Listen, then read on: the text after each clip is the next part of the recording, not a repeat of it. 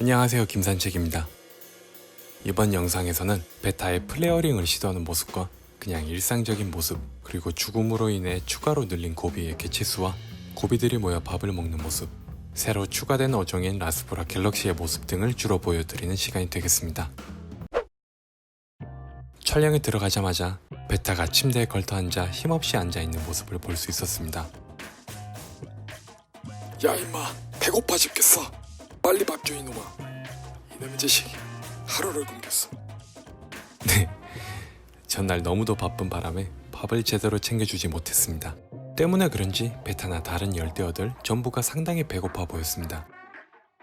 이 친구들은 바로 이번에 새로 들어온 라스보라 갤럭시입니다. 고비가 밥을 달라고 시위하는 것 마냥 벽에 달라붙어 있습니다. 밥을 주지 않아서 삐진 걸까요? 한참을 이렇게 있었습니다. 그렇게나 기다린 밥을 주기 위해 살짝의 신호를 보내줍니다. 이렇게 어항을 톡톡 쳐주면 그 진동을 느껴 밥을 준다는 신호로 알아들어 이렇게 밥을 먹을 태세로 들어갑니다.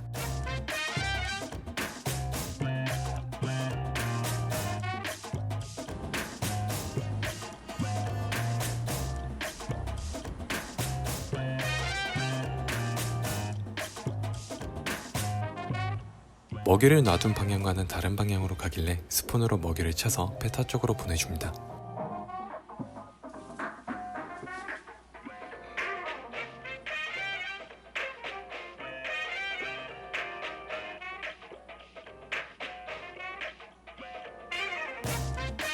어디에 있는지 확인을 못한 걸까요?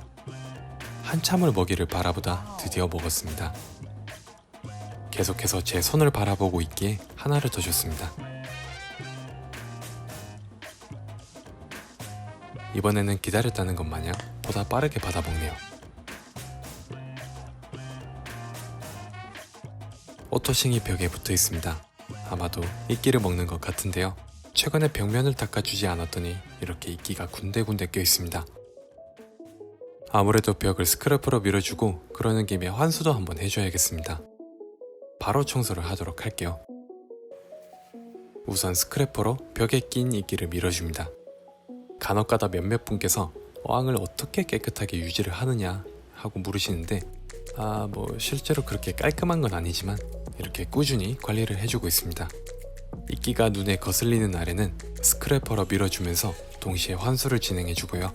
이끼가 그렇게 거슬리지 않는 날에는 바닥에 있는 배설물만 빨아들이며 빠르게 청소를 하고 물 보충만 해주고 있습니다. 생물도 그렇게 많지 않은데 이 어항에 가라앉은 배설물이 있긴 할까요? 스포이드로 물살을 일으켜 보여드리겠습니다. 배설물과 분진이 보이시죠? 아무리 어항에 물이 잡혔다 해도 박테리아가 배설물을 처리하는데 한계가 있기도 하고 시간이 걸리기도 하고요. 특히나 이렇게 촬영을 하는 날이면 배설물이라도 빼주는 편입니다. 이렇게 청소를 할 때는 호스를 손으로 눌러주지 않으면 바닥재와 심어둔 수초마저 딸려 나올 수 있으니 주의를 요합니다. 이렇게 청소를 통해 어느 정도 보기 좋은 어항이 유지가 됩니다. 노동을 했기에 대가가 따라오는 법입니다. 환수를 게을리하지 마세요. 물 생활을 하시는 분이라면 환수와 친해질 필요가 있습니다. 물을 대략 25% 정도 뺐습니다. 저는 모든 어항을 대체로 25%에서 30% 정도의 물을 환수해주는 편입니다. 물론 어항이 가지고 있는 환경이나 생물수, 현재 상태에 따라 차이는 있습니다. 물을 뺐으니 그만큼 다시 물을 채워줍니다. 보충수통으로 물을 채워줍니다. 예전에는 바가지에다 물을 담아 때려 부었는데 그것이 딱히 좋은 작용을 할 리는 없고요. 이 보충수통이 편하기도 해서 작은 어항은 이 수통을 이용하여 물 보충을 해주고 있습니다. 물이 천천히 들어가기 때문에 아이들이 크게 놀라지도 않고 해서 좋은 것 같습니다. 밸브를 열어두고 편하게 주변 마무리를 해줍니다. 스크래퍼를 씻고 환수하며 뺀 물을 버리는 등 주변 정리를 해주거나 다른 어항 환수를 해주는 편입니다. 어항을 운영하다 보면 물이 증발하면서 이렇게 흰 때 같은 게 남습니다. 물자국 혹은 물때라고 하는데요. 이건 없애려고 하는 게 오히려 더 큰 스트레스인 것 같습니다. 차라리 똑같은 수위를 계속해서 유지해주는 게 멘탈이 더 편하더라고요. 이렇게 손으로 쓱쓱 문지르면 지워지기는 합니다. 하지만 매일같이 해줘야 돼요. 청소가 끝난 어항의 모습입니다. 뭐 사실 크게 차이는 느껴지지 않습니다. 그래도 마음이 편해져요. 전날 밥을 제대로 못 줘서 그런지 고비가 먹이를 찾아다니는 활동을 하고 있습니다. 자, 청소도 했겠다. 밥을 줘보도록 하겠습니다. 고비가 한 입에 먹을 수 있도록 작은 사이즈의 비트를 급여합니다.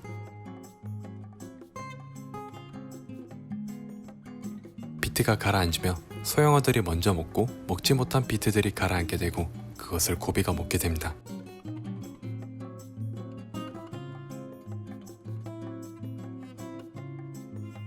제일 큰 고비가 먼저 먹이를 찾아다니고 있습니다. 아이들이 많이 나와 있지 않은 탓에 한쪽 구석으로 몰아서 줘봤습니다. 색이 없는 고비와 블루 네온 고비가 한자리에 있습니다. 이 색이 없는 고비는 오렌지 고비로 최근에 고비 한 마리가 점프를 하여 죽어버려서 남은 한 마리가 불쌍하여 어쩔 수 없이 고비를 4마리를 더 데려오면서 추가로 데려온 친구입니다. 고비들이 냄새를 맡곤 한 곳으로 모여들고 있습니다. 반응이 격한 걸로 봐선 배가 꽤나 많이 고팠던 것 같네요. 서로 엉겨붙으며 먹이를 먹고 있습니다. 이 오렌지 고비가 덩치가 제일 크다 보니까 먹이가 많은 좋은 위치를 차지하곤 다른 아이들을 쫓아냅니다. 그렇게 밥을 한 곳으로 몰아두고 잘 먹는 듯 싶다가 방해꾼이 등장했습니다. 방해꾼은 바로 베타인데요. 밥을 많이 먹지 못해서 그런지 아래로 내려와 뿌려진 밥을 먹으려 합니다. 베타를 피해 잠시 대피해 있는 오렌지 고비. 전장의 한가운데서 높은 곳에서 적의 동태를 파악하는 모습 같습니다. 베타가 다른 곳으로 움직이자 다시 먹이를 향해 가는 고비들.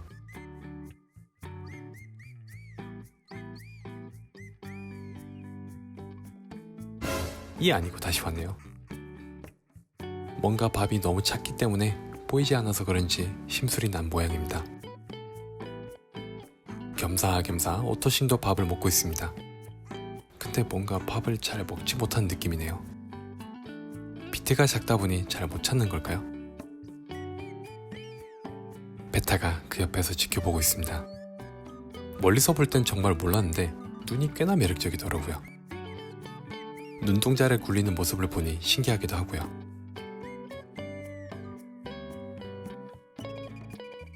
저 뒤편에서는 핫플레이스를 뺏긴 고비들이 뒤엉켜 근처의 먹이를 찾아다니고 있습니다. 빨리 베타가 비켜줘야 할 텐데. 아이들이 밥 먹는 모습은 이 정도로 하고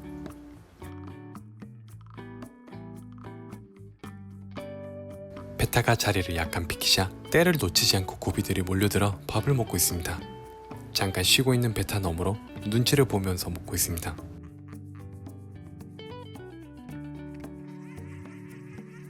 뉴페이스를 소개하겠습니다. 바로 라스보라 갤럭시입니다. 기존에 살고 있던 푸른 몸체의 라스보라 악셀로디와 주황빛의 머큐레이터와는 달리 오묘한 짙은 색의 몸체에 노란색 점이 많이 있습니다. 그리고 둥글둥글한 몸체를 지니고 있는 아주 귀여운 친구입니다. 수초항에 제법 잘 어울릴 것 같아서 마침 수족관에 판매 중이길래 데려왔습니다. 3마리를 데려왔는데 2마리가 수컷이고 1마리는 암컷 같았습니다. 위아래 지느러미를 보면 노란색이 많이 차오른 게 있고 많이 차지 않은 아이가 있는데 발색이 화려한 아이가 수컷으로 추정됩니다. 머큐레이터보다 얌전할 줄 알고 데려왔는데 이 악셀로디마저 건드리는 아이들이라 약간 걱정을 하고 있습니다. 이 친구가 등푸른 생선의 라스보라 악셀로디고요. 올해 들어 붉은 개체를 너무 많이 데려와서 색다른 맛을 느끼고 싶어 데려왔던 친구입니다. 3마리를 데려왔었는데 3마리 다 아주 건강히 잘 있습니다. 이 3종류의 어종 중에 제일 작게 느껴지는 라스보라 머큐레이터. 붉은 포인트와 몸체에 있는 주황색 라인과 검은색 점이 매력적인 친구입니다. 이 셋의 공통점은 하나같이 작고 빠르기 때문에 접사 렌즈로의 촬영이 무척 어렵다는 점입니다. 제발 가만히 좀 있어주면 안 되겠니? 먹이 파티가 열리며 새우들도 덩달아 신이 났습니다. 먹이가 있는 곳에서 열심히 펀치질 중인 모습을 볼 수 있었습니다. 이렇게 체리 새우들도 잘 있습니다. 잘이라고 해야 할까요? 한 6마리 있었던 것 같은데 여기 하나, 저기 둘, 셋, 그리고 보이지 않지만 저 너머에 한 마리가 더 있습니다. 아마도 그 사이에 몇 마리가 좀 죽은 것 같아요. 자, 오늘의 하이라이트입니다. 바로 베타의 플레어링을 하는 모습을 보는 건데요. 플레어링이란 그냥 간단하게 설명드리자면 지느러미와 아가미 쪽 지느러미를 쫙쫙 펼치는 것을 의미합니다. 우리가 흔히 보는 이 꼬리 쪽 지느러미가 큰 하프문 베타의 경우 거울을 사용하여 플레어링을 해주지 않으면 늘상 쳐져 있는 이 지느러미 쪽에 물이 흐르지 않아서 꼬리가 점점 썩어 들어가기 때문에 종종 해줘야 합니다. 웃긴 게 이 친구는 제게 플레어링을 하는 모습을 단 한 번도 보여준 적이 없습니다. 예전에 지인이 키울 때 찍은 유일한 사진이 한 장인데 아마도 이런 모습을 하지 않을까 싶습니다. 그럼 플레어링을 하는 모습을 보도록 할까요? 그 모습을 보기 위해 우선 어항을 톡톡 쳐서 베타를 가까이 오게 합니다. 그리고 거울을 비춰주면 되는데요.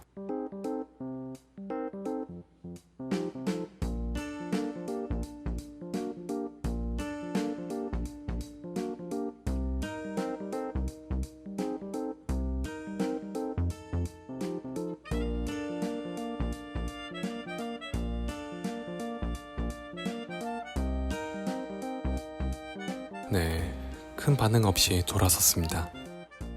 아니면 조금이라도 펼친 것이 플레어링을 한 걸까요? 제가 플레어링의 정도를 몰라서 이게 한 건지 아닌지 솔직히 잘 모르겠습니다. 사실 3, 4주 전부터 이 거울을 갖다 대며 플레어링을 유도해봤습니다. 근데 단 한 번도 그런 적이 없어 헤매고 있다가 어떤 분께서 작은 거울을 사용 중이다면 큰 거울로 바꿔서 해보라고 하시길래 이렇게 큰 거울을 준비했습니다.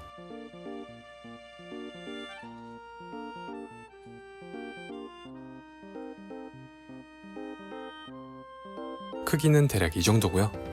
어항보다도 큰 사이즈입니다. 이 작은 거울보다는 대략 10배 정도가 더 크겠네요. 이 정도면 저의 성의를 봐서라도 해주지 않을까 하며 기대를 해봅니다. 똑똑, 택배 왔습니다. 택배. 이봐 친구, 내가 너를 위해 큰 선물을 준비했어. 그치, 일로와. 에이, 더 가까이 와봐.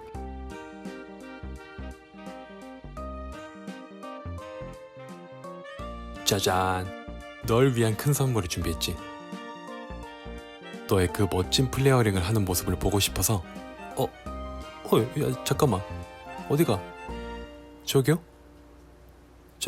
저기 아저씨? 어디 가세요?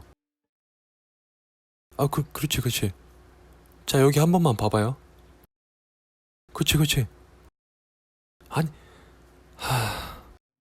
네, 보시다시피 보기 좋게 실패하고 말았습니다. 뭐 성격이 온순한 건지 아님 바보인지 아니면 제가 그냥 바보인 건지 플레어링을 하는 모습은 볼 수 없었습니다.